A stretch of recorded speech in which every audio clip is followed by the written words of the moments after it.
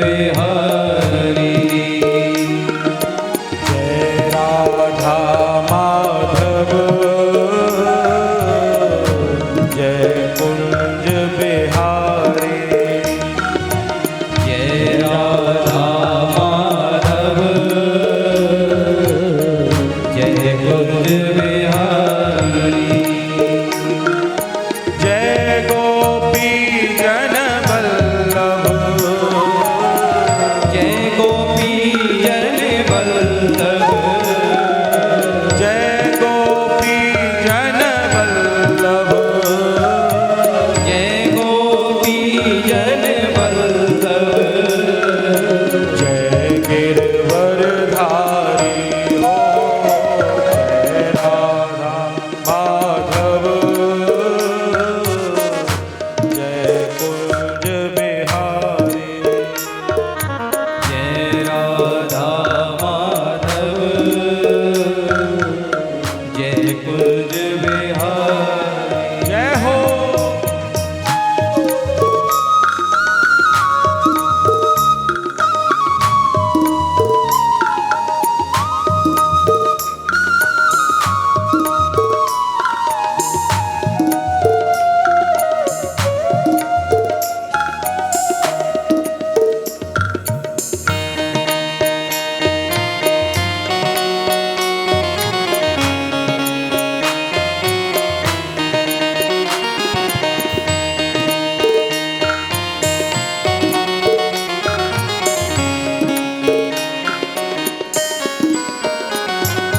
यशोदा नंदन ब्रज जन रंजन यशोदा नंदन ब्रज जन रंजन यशोदा नंदन ब्रज जन रंजन यशोदा नंदन ब्रज जन रंजन यशोदा नंदन ब्रज जन रंजन यशोदा नंदन ब्रज जन रंजन। जय गोवर्धन धारी जय गोवर्धन धारी। जय राधा माधव जय कुंज बिहारी। जय राधा माधव जय कुंज बिहारी। जय गोपी जन वल्लभ जय गोपी जन वल्लभ हो जय गोपी जन वल्लभ जय गोपी जन वल्लभ जय गिरवरधारी। जय राधा माधव जय कुंज बिहारी। जय राधा माधव कुंज बिहारी।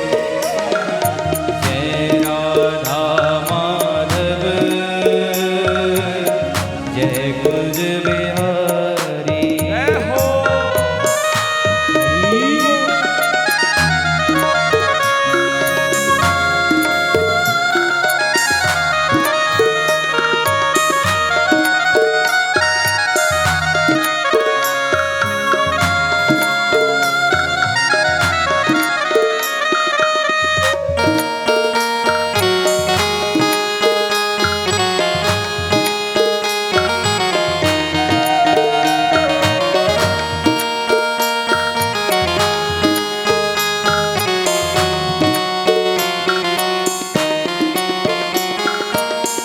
मुरली मनोहर करुणा सागर मुरली मनोहर करुणा सागर। देखो आज उस कन्हैया का जन्मदिन है। आज वो हमारी कथा में प्रकट होने वाले हैं। हमारा बड़ा भाग्य है कि ठाकुर जी हमारी कथा में आ गए। आपका बड़ा भाग्य है कि आप लोग ठाकुर जी के नंदोत्सव में बैठे हैं। महाराज लोग तरसते हैं ठाकुर जी का नंदोत्सव करने के लिए। उस मुरली मनोहर की हम इसीलिए प्रारंभिक गण में प्रार्थना कर रहे हैं, बोले प्रभु आप यहाँ तो आना ही, यहाँ भी आना, यहाँ तो आना, यहाँ भी आना। यहाँ आना बड़ा जरूरी है। यहाँ तो महाराज आते ही है, यहाँ तो साक्षात तेनेयम बांगमय मूर्ति प्रत्यक्षा वर्तते हरि विराजमान है। यहाँ आना जरूरी है।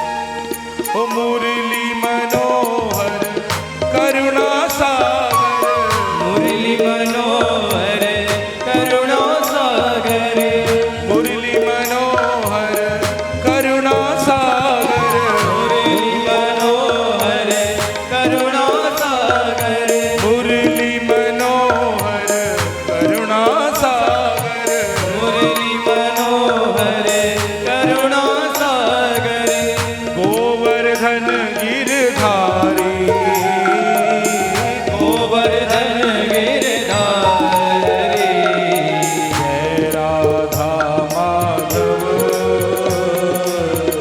जय कुंज बिहारी, दीपो जय राधा माधव,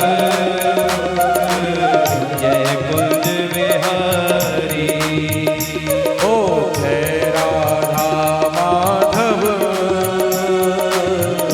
जय कुंज बिहारी, जय राधा माधव,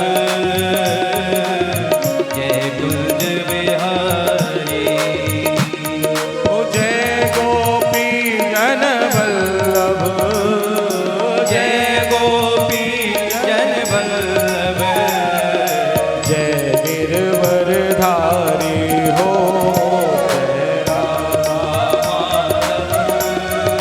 जय कुंज बिहारी, हो, जय राधा माधव,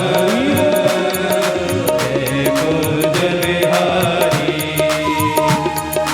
जय गोपी जन वल्लभ, जय गोपी जन वल्लभ, जय गिरवरधारी हो, जय राधा माधव,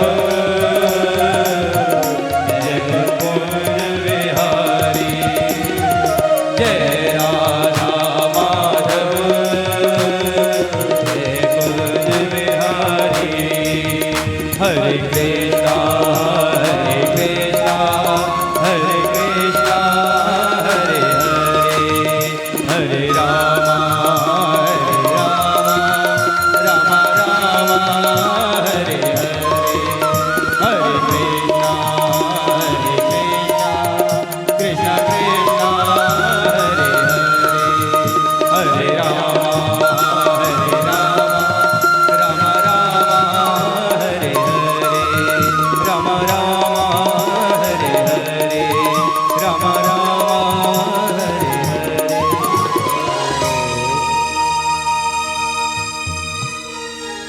जय राधा माधव,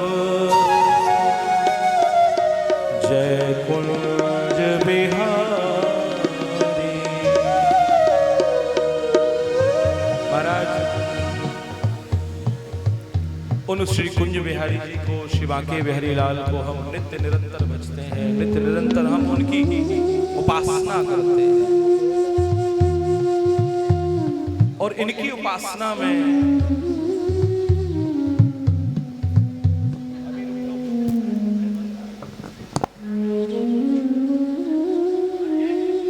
सभी लोग बैठ जाएं अपने अपने स्थान पर। कोई भी किसी के लिए बस देख करके आंखों से इशारा करके स्वागत कर दे, क्योंकि बीच में खड़े होने से कथा में व्यवधान होता है। सब लोग बैठ जाएं। और जो जाने वाले वो कैमरा के सामने नहीं आए, क्योंकि लाइव चल रहा है तो सब देख रहे हैं लोग। वहां बोलो राधे राधे। श्री राधा माधव की नित्य उपासना, श्री राधा माधव की नित्य भजन, इन सब का बहुत फर्क पड़ता है। जीवन में कुछ हो या ना हो, हमारे जीवन में एक नाम होना चाहिए। नाम की महिमा बहुत बड़ी है। शुरू से ही मैं आपसे कह रहा था, कलयुग केवल नाम आधारा, सुमिर सुमिर नर उतरहि पारा। अगर नर को, इस जीव को, इस आत्मा को, इस देह को पार उतरना है तो नाम रूपी नौका का सहारा लेना ही पड़ेगा। अच्छा एक बात बताओ, नाम भी कैसा? आप लोग भगवान की कथाएं सुन रहे हो, भगवान के चरित्रों को बहुत समय से सुन रहे हो। नाम जब कभी भी हमारे जीवन में आता है तो वो गुरु की कृपा से आता है, और गुरु की कृपा अगर हमारे ऊपर होगी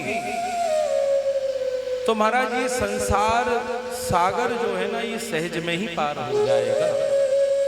फिर बहुत प्रयास नहीं करने पड़ेंगे, बहुत सारे पाठ पूजा नहीं करने पड़ेंगे। गुरु मंत्र में इतनी शक्ति होती है, इतना प्रभाव होता है कि उस नाम रूपी नौका में बैठ करके हम इस भव सागर से सहज में पार हो जाएंगे। अच्छा, नामी को करना क्या चाहिए? जय किशन जी लोग कह देते हैं आकर के, महाराज भजन करने में मन नहीं लगता, भजन करने में चित्त नहीं लगता, और ये होता ही है। मैंने कहा था ना, काम क्रोध लोभ मोह से बना शरीर है। भजन करने बैठते तो नींद आने लगती है, भजन करने लगते हैं तो महाराज भूख लगने लगती है, ये सब होने लगता है। और इस नाम रूपी नौका में फिर हम कैसे बैठेंगे, भजन नहीं करेंगे? देखो, नामी को चाहिए कि वो बहुत भजन न कर पाए तो 1 2 3 माला जरूर करे, क्योंकि आदत डाले। धीरे धीरे धीरे धीरे करके आप आदत डालोगे तो आपको भजन करने की आदत हो जाएगी। दुनिया के हम कितने भी प्रकार के महाराज चर्चाएं कर लें, दुनिया की कितनी प्रकार के हम भजन कर लें, कुछ भी कर लें, परंतु जो नाम लेने की आदत है उसको अनवरत बनाना। लोग कहते हैं महाराज जी हम तो भजन होता ही नहीं है। भैया, भजन नहीं होता तो ये नहीं है, इसका मतलब ये नहीं है कि आप भजन से दूर हो जाओ, आप प्रभु से दूर हो जाओ। प्रभु से और भजन से दूर नहीं होना है, प्रभु से और भजन से तो जुड़ना है, उनको पकड़े रखना है। बोले प्रभु मेरे अंदर कोई गुण नहीं है, मेरे अंदर कोई ऐसा गुण नहीं है कि जिससे मैं आपकी भक्ति कर सकूं। मैं तो अवगुण भरा शरीर, महाराज जी अवगुणों से भरा हुआ शरीर है मेरे अंदर। आप मेरे ऊपर ऐसी कृपा कर दो कि जिससे मैं आपके नाम को लेने लगूं। तभी तो महाराज संतों के सानिध्य में जाया जाता है, तभी तो आचार्यों के सानिध्य में जाया जाता है। ठाकुर की भक्ति कोई महाराज पूरी नहीं है जो बनाई और खा ली। ठाकुर जी की भक्ति थोड़ी सी क्लिष्ट है, व्यक्ति थोड़ा सा परिश्रम करेगा, धीरे धीरे आदत डालेगा तो डल जाएगी। ऐसा नहीं है कि नहीं कर पाओगे। इस मनुष्य देह से, इस शरीर से ही ठाकुर जी की भक्ति होती है, और होगी भी तब जब आप प्रयास करोगे। श्री हरिवंश महाप्रभु के एक परम लाडले शिष्य हुए, ब्रज के रसिक संत श्री हरिवंश महाप्रभु, जिन्होंने श्री राधा वल्लभ लाल को प्रकट किया। स्वामी श्री हरदास जी महाराज ने बांके बिहारी लाल को प्रकट किया। चैतन्य महाप्रभु ने ठाकुर श्री राधा रमण लाल, श्री राधा मदन मोहन लाल, श्री श्याम सुंदर लाल, ये सब ठाकुर अलग अलग गोस्वामियों के उपास्य हैं। इन्होंने इन सब ठाकुरों को प्रकट किया क्योंकि इन ठाकुरों के नाम लेकर के हम इस भव सागर को पार करें। श्रीमद् भागवत कथा का भाव और कथा का सार तो यही है कि हम इस संसार में आकर के भगवान की निरंतर भक्ति करें। श्री चतुर्बुद्धदास जी महाराज एक संत हुए ब्रज में, जिन्होंने महाराज साक्षात रूप में गुरु को प्राप्त कर लिया। गुरु को जाने के बाद, गुरु को देह को त्यागने के बाद श्री हरिवंश महाप्रभु ने शरीर को त्याग दिया था। और चतुर्बुद्धदास एक ऐसे शिष्य हुए जिनके मन में आया कि मैं तो अगर दीक्षा लूंगा तो श्री हरिवंश महाप्रभु से ही लूंगा। मैं अगर शिष्य किसी से बनूंगा तो मैं श्री गोस्वामी आचार्य श्री हरिवंश महाप्रभु से ही उन्हीं का शिष्य बनूंगा और किसी का। और ये मन में संकल्प किया। कहाँ रहते थे? बोले वृंदावन से 2-2.5 किलोमीटर दूर है गड़ा, एमपी में जाकर के, महाराज जबलपुर से भी आगे जाकर के भी उनका एक स्थान है। वहां जाकर के एक सरोवर के किनारे पर कुटिया बना के रहते। अब देखो गुरु कहाँ और शिष्य कहाँ, पर देखो प्रभु की कृपा होती है तो गुरु और इष्ट दूर से भी खींच करके बुला लेता है। बोलो राधे राधे। दूर से भी बुला लेता है। संत ने श्री हरिवंश महाप्रभु के बारे में बताया, संतों ने गाया, संतों ने बोला, तो उनको पता चल गया कि ब्रज में एक ऐसे संत वास करते हैं, ब्रज में एक ऐसे महाराज आचार्य वास करते हैं जिनकी साक्षात राधा रानी से नित्य प्रति चर्चा होती है। बोलो राधे राधे। अच्छा, राधा रानी से चर्चा करने वाले जितने भी संत हुए ना, इन्होंने कभी भी नाम यश वैभव को पाने की इच्छा नहीं की। इनका नाम यश वैभव तो केवल प्रिया जी का नाम ही है। ये तो केवल और केवल प्रिया जी के नाम को ही गाते हैं। चतुर्भुज जी ने सोचा कि मैं गुरु बनाऊंगा तो इन्हीं को बनाऊंगा, नहीं इनके अलावा किसी को गुरु नहीं बनाऊंगा। और महाराज गुरुदेव भगवान श्री हरिवंश महाप्रभु प्रिया जी की नित्य लीला में प्रवेश कर गए। चतुर्भुज जी जब वृंदावन आए तो गुरु का दर्शन नहीं हुआ, परंतु देखो भक्ति में इतनी निष्ठा होती है कि गुरु ना होकर के भी महाराज आत्मा से प्रकट हुए और शिष्य को दीक्षा दे दी। ये होती है नाम। शरीर नहीं था, निकुंज लीला से साक्षात प्रभु प्रकट हुए श्री हरिवंश महाप्रभु और अपने शिष्य ध्रुवदास जी को गुरु मंत्र दिया है। और उस गुरु मंत्र में श्री चतुर्भुजदास जी ने वाणी में लिखा है। हमारे यहाँ वाणी साहित्य बहुत बड़ा है। नाम वाणी जो नहीं जाने सो राधा नाम पहचाने। महाराज जिसको नाम वाणी आती है ना, उसके ऊपर साक्षात प्रिया प्रीतम की कृपा होती है। तो चतुर्भुजदास जी ने लिखा है, नाम सुदृढ़ भव तरन को, नाम रटत आए सब सोही, और देहु सुबुद्धि कृपा कर मोही। बोलो प्रभु, नाव सुदृढ़ भव तरन को, इस भव सागर से पार होने के लिए अगर कोई नाव है तो वो श्री हरिवंश महाप्रभु नाम रूपी नाव है। अजय जी, हरिवंश महाप्रभु क्या है समझो, स्वामी श्री हरिदास जी क्या है समझो, स्वामी श्री हरिराम व्यास जी क्या है समझो। ये मानो प्रभु की सखियों ने मानव देह में प्रकट होकर के जन्म लिया और हम सब लोगों को भक्ति सिखाई। श्री हरिवंश महाप्रभु बंसी के साक्षात अवतार हैं। इनकी कथा भी मैं आपको सुनाऊंगा। और श्री हरिवंश महाप्रभु प्रिया जी के पास रहने वाली बंसी है, लाल जी के पास रहने वाली बंसी नहीं है। उस बंसी को आदेश हुआ कि तुम पृथ्वी पर जाकर के अवतरित हुओ, तब वो आए। भगवान भी जब संसार में आए तो साधारण मनुष्यों को तो मनुष्य ही लगे। जब भगवान इस धराधाम से ऐसी लीलाओं को करके चले गए, तब पता चला कि वो तो कृष्णम वंदे जगत गुरु, वो तो ठाकुर जी थे। उन्होंने ऐसे ऐसे चमत्कार कर दिए महाराज। आज संसार से अगर पार करने के लिए कोई नाम है तो श्री हरिवंश नाम है। हरिवंश नाम का अर्थ क्या है? हा में हरि, एक एक अक्षर का नाम समझना। हा में हरि, रा में राधा, वा में वंशी और शा में सहचरी, ये सब स्वरूप है वृंदावन का। हरिवंश नाम लोगे तो इन 5 जगहों की 5 चीजों की उपासना होती है। हरि ठाकुर जी की उपासना, वंशी वृंदावन की उपासना, और हा में हरि, रा में राधा श्री राधा रानी की उपासना, वा में वंशी और वृंदावन की उपासना, और शा में सहचरी जो प्रिया प्रीतम के आसपास ललता विशाखा सखियां घूमती हैं उनकी उपासना।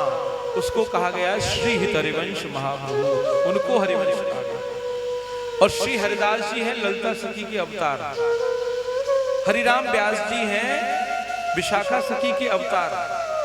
ये हरित्रयी वृंदावन में ही प्रकट हुए, वृंदावन में आए और वृंदावन की भक्ति को, भगवान को प्रकट किया, इन्होंने प्राप्त किया भगवान।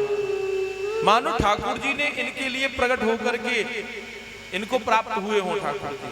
श्री राधा वल्लभ जी, श्री बांके बिहारी जी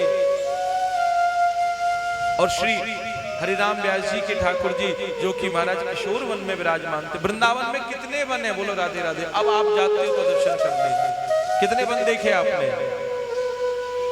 है केवल निधि बंद। अब जिसका वो कहते हैं ना हाथी के दांत दिखाने के हैं और कुछ खाने के अलग होते हैं। अब जो गुप्त चीज है ना उनका दर्शन हुआ ही नहीं। बोलो कभी मौका मिलेगा तो मैं कराऊंगा आप लोगों को, और मेरी दृष्टि से दर्शन करोगे ना तो प्रिया प्रीतम दिख जाएंगे, गारंटी है इस बात की। अरे निधिवंत तो प्रचलन में है, सब सुन रहे हैं। आजकल सोशल मीडिया के जमाने से बड़ा प्रचार है। श्री किशोर वन और सेवा कुंज 2 वन और हैं, जहां प्रिया जी रास करते करते थक गईं और ठाकुर जी ने अपने बंसी से कुंड खोदा। वो कुंड वहां विराजमान है आज भी, जहां नित्य प्रति रास होता है। लड्डू टूटे मिलते हैं, दावतुन छवि मिलती है, लोटा का जल गायब मिलता है। ये नित्य प्रति दर्शन होता है। और ब्रज में तो महाराज हर जगह जहाँ ठाकुर जी ने लीला की है वहां पर नित्य कुछ ना कुछ होता ही है। बोलो राधे राधे। हरिवंश नाम क्या है? बोले नाव सुदृढ़ भव तरन को। इस भव सागर से पार करना होना है तो किन्हीं संत की, किन्हीं आचार्य की महाराज चरण पकड़ लो, आपका जीवन सवर जाएगा। आप इस भव सागर से पार हो जाओगे। भजन नहीं भी कर पाते होंगे ना तो भजन करने की आदत बन जाएगी। कहते ना हमसे भजन नहीं बनता। भैया जैसा करोगे संग वैसी हमारे जीवन में आचरण होगा। आप भजनानंदी का संग करोगे तो भजन आएगा। आप महाराज किसी तामसी व्यक्ति का संग करोगे तो तामस आएगा।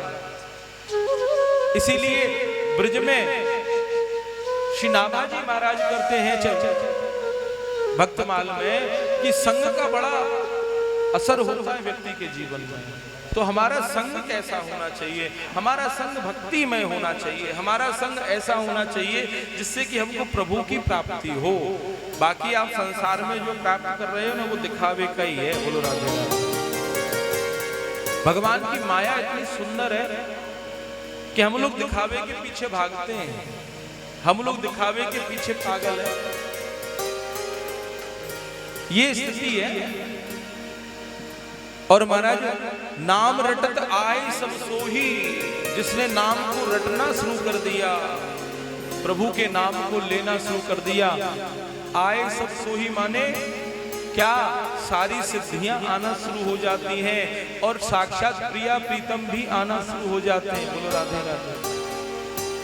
हमारे यहाँ ब्रज के रसिक कहते हैं आप जैसी माताएं जाकर के ब्रज में भजन करती हैं, परिवार घर परिवार को छोड़ करके, कहती हैं महाराज नाम वाणी जहाँ श्याम श्यामा तहाँ। वाणी जी की रोजाना पाठ करती हैं, यमुनाष्टक को पाठ करती हैं और उनको श्याम श्यामा के नित्य प्रति कुछ ना कुछ चमत्कार दर्शन देते रहते हैं। सबके जीवन में कुछ ना कुछ चमत्कार है। बोलो राधे राधे। और जब हम प्रथम बार मंदिर गए थे ना अजय जी, तो हमारे जीवन में भी चमत्कार हुआ था पहली बार। अब हमको प्रथम बार बोला गया भाई मंदिर में जाना है श्री जी के पास। अच्छा, हमारे यहाँ के घर की मर्यादा ही ऐसी है कि बालक जब मंदिर के अंदर जाएगा, प्रथम बार प्रवेश करेगा तो वहां उत्सव होगा, महामहोत्सव होगा।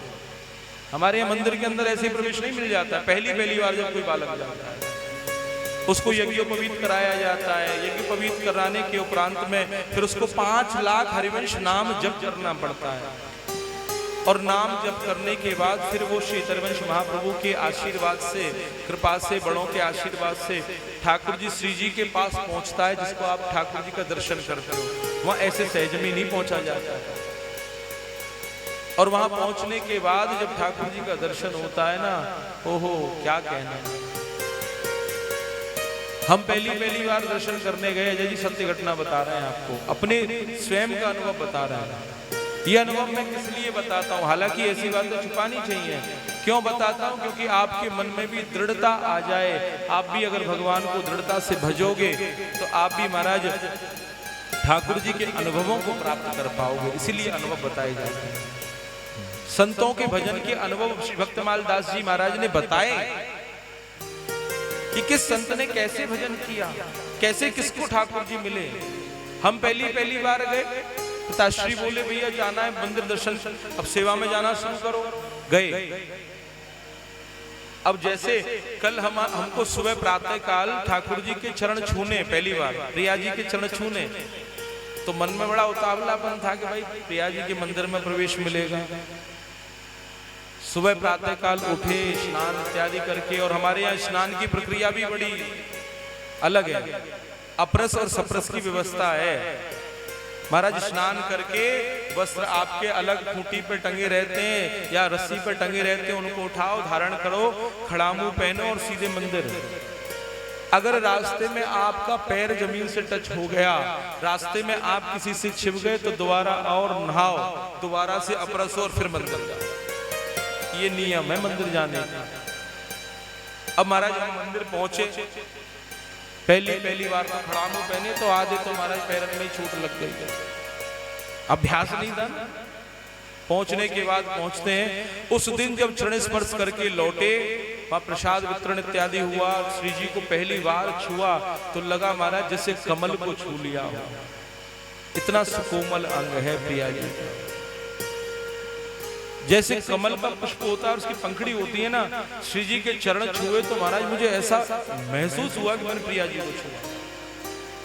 और सामने जाकर के जैसे ही हम खड़े हुए तो हमको तुरंत रोक दिया गया, बोले प्रिया जी के सामने खड़ा नहीं हुआ जाता है, यहाँ जो भी आता है वो सखी रूप में आता है। तुरंत हमारा दुपट्टा हमारे ऊपर, क्योंकि वहां तो सखी भाव में ही प्रवेश है, वहां सखी के रूप में ही प्रवेश है। प्रिया जी को प्रणाम करके उस दिन तो हम चले आए। रात्रि में सोए तो एक स्वप्न हुआ। बोलो राधे राधे। ये स्वप्न क्या था? और आज भी मेरे पास में उस स्वप्न का साक्षात्कार महाराज विराजमान है ठाकुर जी कृपा से। मैं रात्रि में देख रहा हूं कि मैं मंदिर जा रहा हूं, अगले दिन स्वप्न में चल रहा है। सुबह 4 बजे का ब्रह्म मुहूर्त का स्वप्न था मेरे साथ। मैं मंदिर पहुंचा, पहुंच करके वहां मुझे कुछ सखियों ने अंदर मंदिर में खींचा। अंदर पहुंचने के बाद प्रिया जी अपने सिंहासन पर विराजमान है। हमारे यहाँ ठाकुर जी का सिंहासन है, वो अपने आप में बड़ा, महाराज जैसे राजा की व्यवस्था होती है ना, वैसे हमारे ठाकुर जी की व्यवस्था है। प्रिया जी बैठी हुई हैं, सखियां श्रृंगार कर रही हैं। ये स्वप्न में विदित हो रहा है मुझको। और जैसे ही मैं गया तो श्री प्रिया जी ने पूछा आज कौन आया है? बोले नई सखी आई है। बोलो राधे राधे। और महाराज प्रिया कृपा से मैंने प्रणाम किया और मुझको वहां चरणामृत और प्रसाद देकर के वापस कर दिया गया। मैं वापस आता हूं घर पे आकर के, और प्रिया जी ने मुझसे पूछा कि भाई ये सखी नहीं आई है, इसको क्या देना चाहिए, पहली बार आई। तो प्रिया लाल का वीणा बनता है, पान बनता है, वो प्रिया प्रीतम का श्री प्रिया जी के द्वारा एक सुपारी प्राप्त हुई स्वप्न में मुझको, और वो सुपारी लेकर के मैं चला आया। आपको सच बताऊं अजय जी, मेरे जीवन की ये सबसे बड़ा चमत्कार है। सुबह प्रातः काल जब मैं उठा तो मैं जहां सोता हूं, जहां मेरा कक्ष है, वहां ठाकुर जी का मंदिर है। ऊपर जाने का जीना है। जीने जैसे ही मैं उठा, अपने पलंग से सामने देखता हूं मैं कि जीने के ऊपर इतनी बड़ी सुपारी बीच में रखी हुई है। बीच रास्ते में कौन भला उसको रखेगा? वो सुपारी देख करके मैं समझ गया कि प्रिया जी ने जो मुझे दिया था वो यहाँ मुझे प्राप्त हुआ। और आज भी वो नाम सेवा जी मेरे पास विराजमान है वृंदावन में। नित्य प्रति उनकी सेवा होती है। तो महाराज ऐसे ऐसे चमत्कार भक्तों के साथ होते हैं। जो भक्ति करता है, जो भगवान से हृदय से जुड़ा होता है। 2 प्रकार के लोग होते हैं। एक तो केवल ऊपरी ढंग से जुड़ा होता है, दिखावा करता है। एक ऐसा होता है जो महाराज हृदय से जुड़ा होता है। ये है भक्ति की स्थिति। और जिसने महाराज प्रभु को ही सब कुछ मान लिया, भगवान को ही सब कुछ मान लिया, फिर मैं तो ये जानता हूं कि जस वर्णो हरिवंश विलास, नित्य सुकंठ पहरो तास जस वर्णो। महाराज कंठ में अगर प्रभु का नाम है और उनकी कृपा है तो श्री हरिवंश सर्व सिद्धि, सारी सिद्धियों के दाता श्री हरिवंश महाप्रभु हैं। और हमारे गुरुदेव ने तो हमको आदेश दिया था, भाई आपको केवल ठाकुर जी का नाम गाना है, ठाकुर जी का नाम करना है, और इसीलिए तुम्हारा जन्म हुआ है। बाकी सारे कार्य तो केवल उधर पोषण के लिए हैं। पेट भरने के लिए हैं। असलियत में तो हमारा काम है भजन करना, ठाकुर जी का नाम लेना। तो आपको मैं यही कह रहा हूँ कि भाई ठाकुर जी की नाम रूपी नाव में सवार हो जाओ और इस भवरूपी कलयुग को इस पार कर जाओ, इस संसार को पार कर जाओ। दोबारा इस त्रिलोकी, दोबारा इस महाराज मृत्यु लोक में आना नहीं पड़े, यही प्रयास करना चाहिए। कि बलेन पदत्रयं भूमे कस्माद् रचयिता भुवनेश्वरा कृपणवल्लभार्धो विभक्तवन्दता। असली में आध्यात्म इसी को कहा गया है। ये आध्यात्म है जो आपको मैं अभी तक सुना रहा था ना, इसी का नाम आध्यात्म है। कि आपके अंदर भगवान की जागृति हो जाए और आप उसको खोजते फिरो, आप उसके धाम में जाकर के उससे प्रार्थना करो और वो तुम्हारे साथ हो। एक बात और बताऊं, भजनानंदी को कभी अपने आप को अकेला नहीं समझना चाहिए। बोलो राधे राधे। भजनानंदी अगर व्यक्ति अपने आप को अकेला समझे तो वो महाराज उसकी भूल ही होगी। ये समझना चाहिए भजनानंदी को। आज कल कह देते ना लोगों को, अकेले जैसे हो जाता है तो महाराज वो बीमार होने लगता है, चिंतित हो जाता है, डिप्रेशन में जाता है, ये सारी चीजें उसके साथ होने लगती हैं। भजनानंदी को कभी अपने आप को अकेला नहीं मानना चाहिए। ये सोचना चाहिए एक तरफ तो मेरे गुरुदेव भगवान हैं और दूसरी तरफ उनका दिया हुआ नाम है और नाम के साथ में श्री प्रिया प्रीतम मेरे साथ में है। आप जिस दिन ये मान लोगे कि मेरे साथ में राधा गोविंद हैं, मेरे ठाकुर जी हैं और मेरे गुरुदेव हैं, उस दिन आप अकेले होकर के भी अकेले नहीं होगे। संत लोगों के साथ में विशेष बात यही है कि वो घनघोर जंगल में रह करके भी अकेले नहीं होते हैं। दिखते अकेले जरूर हैं क्योंकि गुरु का मंत्र, गुरु का नाम और गुरुदेव भगवान और भगवान प्रिया प्रीतम का जो नित्य प्रति स्मरण है वो हमेशा साथ रहता है। तो आप सब लोगों को भी ये मत सोचना कि हम एकांत में तो अकेले, जिसने भगवान का नाम लिया है, जो भगवान का भजन करने वाला है, आप एकांत में भी हैं तो आपके साथ में गुरु की कृपा और साथ में महाराज आपके इष्ट जरूर होंगे। आप अकेले नहीं होते हो कभी भी। अब देखो वो साथ में होते हैं तो संसार में सारी क्रियाएं तो चलती हैं। ठाकुर जी को सुलाना भी होता है, गुरुदेव भगवान को भी सुलाना होता है। तो भजनानंदी को हमेशा मानना चाहिए कि मेरे साथ प्रभु हमेशा, हर स्थिति में, हर परिस्थिति में। बले पदत्रयं भूमे कस्माद् रचयिता। भगवान शिवदेव कहते हैं राजा परीक्षित, अगर प्रभु को प्राप्त करना है, प्रभु को जानना है, तो उनके स्मरण को हम जितना तेज करेंगे, हम जितना उनके नाम को भजेंगे, उतनी जल्दी वो हमारे ऊपर कृपा करेंगे। बोलो राधे राधे। और परीक्षित जी महाराज के ऊपर तो 7 दिन में कृपा बरसी, हमारे ऊपर महाराज 100 वर्ष में भी नहीं बरस रही है। कारण क्या है? क्योंकि हम कहीं ना कहीं नाम में कमजोर हैं। ऐसे केवल आप ही कमजोर नहीं थे महाराज, देवता भी कमजोर थे। गुरु होते हुए भी गुरु का तिरस्कार कर देते हैं लोग बाग। गुरु होते हुए भी गुरु का तिरस्कार कर देते हैं, ब्राह्मण का तिरस्कार कर देते हैं। इससे बड़ा अपराध कोई नहीं है। एक बार पता है क्या हुआ? इंद्र ऐरावत पर बैठ करके कहीं जा रहे थे। सामने से गुरुदेव भगवान का आगमन हुआ। गुरु आए तो स्वाभाविक है कि गुरु के अंदर शिष्य को देख करके प्रसन्नता आती है। उन्होंने अपने गले की माला ली और इंद्र के गले में डाल दी। इंद्र ने उस माला को लिया, थोड़ी देर पहना, फिर उतार करके हाथी के मस्तक पर डाल दी। ऐरावत हाथी के मस्तक पर वो माला गई तो ऐरावत ने उस माला को खींचा और खींच करके महाराज अपने चरणों से दबा करके कुचल करके फेंक दिया। ये दृश्य महाराज गुरुदेव देख रहे थे। उनको बड़ा मन में भाव आया। और कौन ऋषि की माला थी? श्री विश्वामित्र जी महाराज। और महाराज वो क्रोधित होकर के शाप दे दें तो क्या। उन्होंने इंद्र से कहा, जा इंद्र, तेरी त्रिलोकी की लक्ष्मी तुझसे दूर चली जाए, इतना ही कहा था।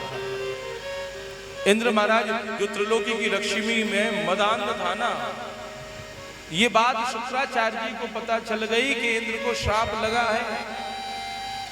तुरंत अपने दैत्यों को तैयार किया, बोले अभी हिरण्यकश्यप को मारा है, हमको तो बदला लेना है कैसे भी नारायण के भक्तों से। तो शुक्राचार्य जी ने तैयार कर दिया राजा बलि को। ये महाराज प्रहलाद के ही परिवार में जन्मा है बलि। बलि महाराज सेना लेकर के तैयार हुआ और युद्ध लड़ने के लिए चल दिया। युद्ध लड़ने के लिए बलि जब गया तो इंद्र के आसन को भी जीत लिया। क्षीणे पुण्य मृत्युलोके विशंति, जब हमारे पुण्य क्षीण हो जाते हैं ना तो हमको मृत्यु लोक में फेंक दिया जाता है। बोलो राधे राधे। और मृत्यु लोक ही एक ऐसा है कि जहां पर आप महाराज पुण्य करके भगवान के धाम को, भगवान के स्थान को, स्वर्ग को, बैकुंठ को और वृंदावन यानी प्रिया प्रीतम के नित्य विहार स्थली को प्राप्त कर सकते हैं। अब ये आपकी इच्छा है कि हम क्या प्राप्त करेंगे। कोई चाहेगा महाराज हम स्वर्ग प्राप्त कर लें, तो देखो स्वर्ग से पतन स्वाभाविक है, स्वर्ग से आप वापस नीचे भेजे जा सकते हो, ये याद रखना। आप ठाकुर जी के वैकुंठ धाम चले गए तो देखो वैकुंठ से भी पतन स्वाभाविक है, क्योंकि जय विजय दोनों पार्षदों का पतन हुआ था कि नहीं। और आपने अगर प्रिया जी के महाराज नित्य विहार को मांग लिया, उनकी कुंजों को मांग लिया, तो वहां से पतन नहीं होता। बोलो राधे राधे। इसीलिए हम सब वृंदावनवासी ब्रजवासी तो कहते हैं, बोले श्री जी का कुंज मिल जाए, निकुंज मिल जाए। हमारे यहाँ किसी कोई जीव, अगर कोई व्यक्ति अगर प्राण भी त्यागता है तो वो ये कहता है कि महाराज निकुंज में प्रवेश है गया हो, स्वर्ग वर्ग की तो बात ही ना हो, निकुंज प्रवेश। और एक बात और कहते हैं, अगर वृंदावन में प्राण त्याग दिए तो बड़ो भाग वृंदावन पायो, बड़ा भाग्य है कि महाराज वृंदावन धाम की प्राप्ति हुई, वृंदावन की प्राप्ति। आज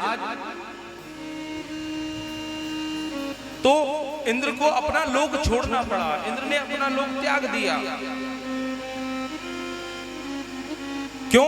बलि में इतना बल आ गया, गुरु की कृपा थी, गुरु का आशीर्वाद था, तो बलि ने महाराज इंद्र को भी जीत लिया, इंद्र के सिंहासन पर भी बैठ गया बलि। कि माया विमंद्रपुरीं वृद्धं कश्मान्निवरो। आज जब इंद्र का राज्यपाट छिन गया तो उसको याद आया कि मैंने तो गुरु का बड़ा अपराध किया है।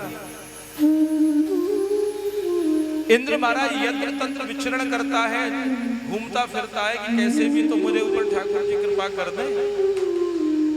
पर जब कभी संत का श्राप लगता है, किसी ब्राह्मण की बद्दुआ लगती है, तो महाराज फिर एक बार बिगड़ने के बाद संभलने में बड़ा टाइम लगता है। बोलो राधे राधे।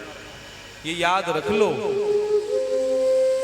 हमेशा गुरु रूप में कोई भी हो उसको प्रणाम करके उससे लेने का प्रयास करो। क्या पता महाराज आज की माला ऐसी हुई हो कि आशीर्वाद में कौन सा काम कब बन जाए। बोलो राधे राधे। तो आपको तो लेना है, प्राप्त करना है। संत मिल जाए तो पहले प्रणाम करो, कोई महाराज भगवत भक्त दिख जाए तो पहले उसको प्रणाम करो। ये प्रणाम करने से महाराज बहुत कुछ प्राप्त हो जाता है। इंद्र ने यही तो गलती करी। आज इंद्र इधर उधर घूम रहा है। अच्छा, स्वर्ग छूटा तो जरूरी तो नहीं है कि इंद्र ही छूटे, सारे देवता इधर उधर विचरण कर रहे हैं, भाई सबके घर छूट गए। जब राजा इंद्र का ही घर छूट गया, राज्यपाट छूट गया, इंद्र लोक छूट गया, तो देवता भी तो विचरण कर ही रहे हैं। अब जो इंद्र की माता है अदिति, माता अदिति को बड़ा कष्ट है, भूलोक पर रहती है नदी के किनारे। एक दिन कश्यप जी महाराज का दर्शन हुआ बहुत दिन में। ये हमारे गोत्रज ऋषि हैं कश्यप जी महाराज। उनसे हाथ जोड़ करके कहा, महाराज मेरा पुत्र इंद्र बड़ा दुखी है, बलि ने उसको जीत लिया है, ऊपर दैत्यों का महाराज साम्राज्य हो गया है, हमारा राजपाट सब कुछ छिन गया, आप कुछ करते क्यों नहीं। कश्यप ने कहा, देवी ये कर्मों का खेल है, जो व्यक्ति जैसा कर्म करता है, जैसा बोता है, वैसा ही काटता है। बोलो राधे राधे। क्यों शशिकांत भैया, हम अच्छे कर्म करेंगे तो हमको अच्छा प्राप्त होगा, इस बात की गारंटी भागवत जी दे रही है। और हम महाराज गलत कर्म करेंगे तो कहीं ना कहीं तो हमको महाराज उसका दंड भोगना ही पड़ेगा, हमको उसके दंड को भोगना ही है। तो अच्छे कर्म करो, हमारे द्वारा किसी को कोई ऐसा कटु शब्द ना निकल जाए जिससे कि महाराज उसकी आत्मा को कष्ट हो जाए। आपके द्वारा सबको प्रेममयी भाषा, सबको प्रेममयी शब्द आपके निकलने चाहिए, ये याद रखो। आज कश्यप जी से कहा, बोले कुछ तो महाराज करो। कश्यप जी महाराज ने कहा चिंता मत करो देवी, एक तुमको पुंसवन व्रत बताता हूं। इस व्रत को करने से तुम्हारे ऊपर प्रभु कृपा करेंगे और भगवान जब कृपा कर देंगे तो कष्ट अपने आप दूर हो जाएगा। आहा, महाराज बताओ ये पुंस व्रत क्या है। बताया कि देवी इस पयोव्रत को अगर आप करोगी तो निश्चित ही भगवान तुम्हारे यहाँ पर प्रकट हो जाएंगे। देखो भगवान को प्रकट करने के लिए ये व्रत है। भागवत में ध्यान रखना, जिस किसी के हृदय में भक्ति प्रकट न होती हो, जिस किसी का भगवान में देह न लगता हो, जिस किसी के घर में ऐसा लगता नहीं हो कि महाराज हमारे यहाँ भगवान भी आएंगे, वो अगर इस पयोव्रत को करे तो ठाकुर जी महाराज साक्षात रूप में दर्शन देंगे आपके घर में आके। ये वो व्रत है भागवत जी वर्णन करते कि क्व देहो भौतिको नात्मा क्वचात्मा प्रकृते परा कश्य के पतिपुत्राद्य मोह एव हि कारणम्। ये जो व्रत है पुंसवन व्रत, ये फाल्गुन मास में प्रतिपदा से लेकर के प्रारंभ होता है। यानी कि पहला, जिसको आप लोग एकम बोल देते हो ना, प्रतिपदा बोलते हैं हमारे यहाँ पर, तो पहले प्रतिपदा से लेकर के प्रारंभ होता है और एकादशी पर्यंत ये व्रत चलता है। द्वादशी में इस व्रत का महाराज विश्राम होता है। ये पूरे 10 दिन का व्रत है पुंस, इसको पयोव्रत कहा गया है। इस व्रत के अनुष्ठान को करने से भगवान निश्चित ही कृपा करते हैं। अगर भैया किसी का कोई कार्य नहीं बन रहा हो, बहुत दिन से प्रयास कर रहे हैं, वो इस पयोव्रत को करे।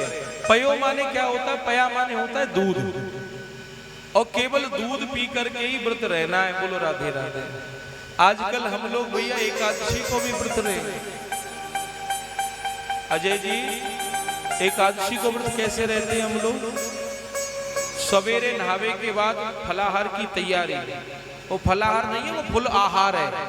हाँ, उसमें महाराज टूटू की पकौड़ी, आलू की पकौड़ी, दही लो, फल लो, और बीच में एक आध बार और आम रस बना के भी पी जाएगा। और ऐसे वो एकादशी का व्रत करेगा। एकादशी का व्रत करने के उपरांत, एकादशी का व्रत करने के उपरांत क्या होगा? बोले पूरा पेट भर के एकादशी का व्रत करेगा। और फिर महाराज जब पेट भर जाएगा, अब चाहे आप अन्न खा लो, चाहे फलाहार कर लो, नींद तो पेट भरने के बाद ही आएगी। तो एकादशी में भी वो फलाहार से पेट भर लेगा। अरे भैया, एकादशी का मतलब है कि आप केवल इतना ग्रहण करो जिससे केवल और केवल आपको चलने फिरने में चक्कर ना आए, आपको कोई परेशानी नहीं हो, तब तो आपका एकादशी का व्रत सफल है। बोलो राधे राधे। तो आपका एकादशी का व्रत तब तो सफल है। आज माता ने बड़ा सुंदर महाराज व्रत किया। व्रत को करने के उपरांत ठाकुर जी की, अब इस व्रत को करने का विधान चल रहा है। ठाकुर जी की प्राप्ति के लिए भी हमारे जीवन में कोई ना कोई विधान होना चाहिए। भगवान की प्राप्ति के लिए भी हमको कुछ ना कुछ प्रयास करते रहना चाहिए। और जिसने भगवत प्राप्ति के लिए प्रयास करता रहा, जिसने भगवत प्राप्ति के लिए प्रयास किए, फिर उसके जीवन में महाराज किसी भी प्रकार का कष्ट नहीं रहता। नाम का प्रभाव भी बहुत होता है, व्रत करने का प्रभाव भी हमारे जीवन में बहुत होता है। और भैया ठाकुर जी जाके ऊपर कृपा कर दें, फिर तो सारे काम बनते ही चले जाएं। इसीलिए क्या कहते हैं, प्यारे राधा वल्लभ लाल तिहारे शरणन की बलिहार। प्यारे राधा वल्लभ लाल तिहारे शरणन की बलिहार। प्यारे राधा वल्लभ लाल तिहारे चरणन की बलिहार। जय जय राधा वल्लभ लाल तिहारे शरणन की बलिहार। प्यारे राधा वल्लभ लाल तिहारे चरणन की बलिहार। तेरा सुंदर रूप सलोना, तेरा सुंदर रूप सलोना, तेरी अखियन में जादू टोना, तेरा जादू टोना। कहीं नजर नहीं लग जाए तिहारे शरणन की बलिहार। कहीं राधा वल्लभ लाल तिहारे चरणन की बलिहारी। तो प्यारे राधा वल्लभ लाल तिहारे शरणन की बलिहार। ओ प्यारे राधा वल्लभ लाल तिहारे चरणन की बलिहारी। जय हो।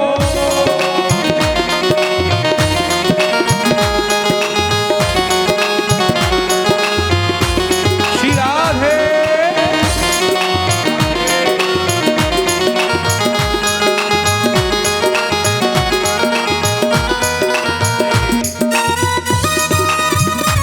जय हो राम जी।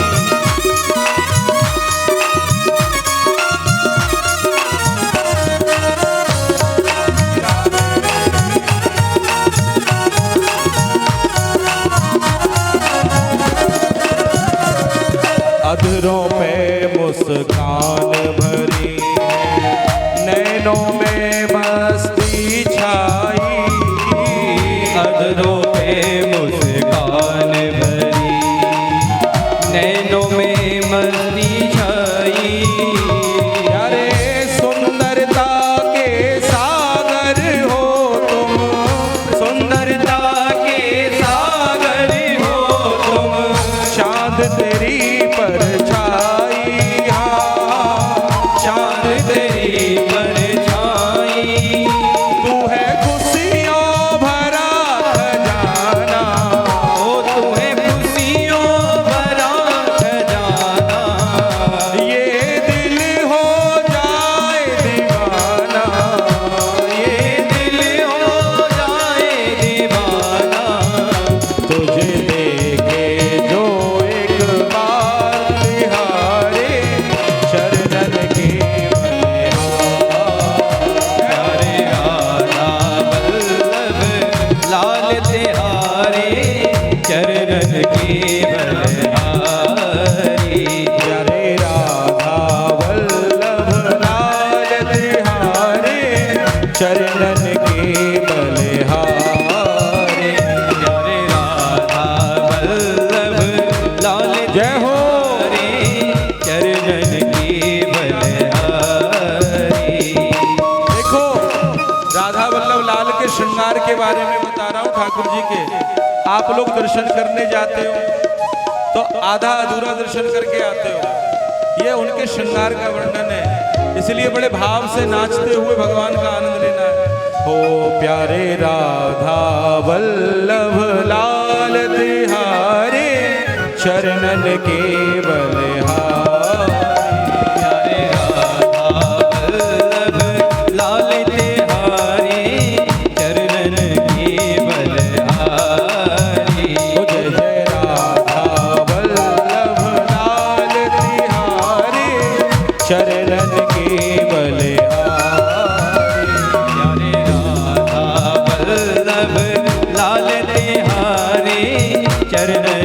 की बलहार। जय हो राधा वल्लभ जय हो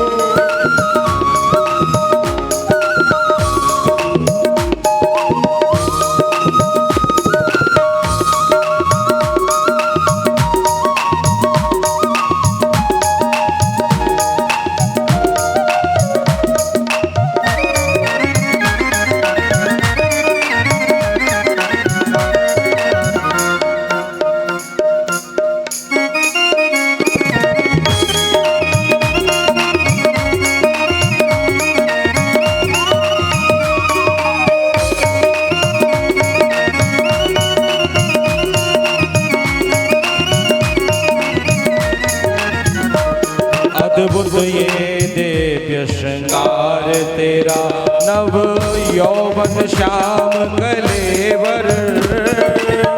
अद्भुत दिव्य श्रृंगार तेरा, नव यौवन श्याम कलेवर।